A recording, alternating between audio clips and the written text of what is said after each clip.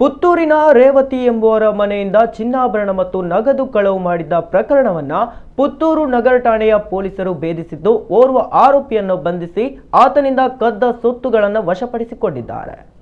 ಪುತ್ತೂರು ತಾಲೂಕು ಕಬಕ ಗ್ರಾಮದ ಸಿಟಿ ಗುಡ್ಡೆ ಮನೆಯ ಯುವಕ ಪ್ರವೀಣ್ ಬಂಧಿತ ಆರೋಪಿ.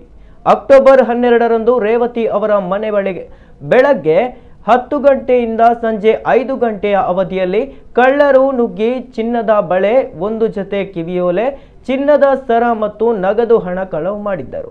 ಈ ಬಗ್ಗೆ ರೇವತಿ ಅವರು ನೀಡಿದ ದೂರಿನಂತೆ ಪುತ್ತೂರು ನಗರ ಪೊಲೀಸ್ ಠಾಣೆಯಲ್ಲಿ ಪ್ರಕರಣ ದಾಖಲಾಗಿತ್ತು.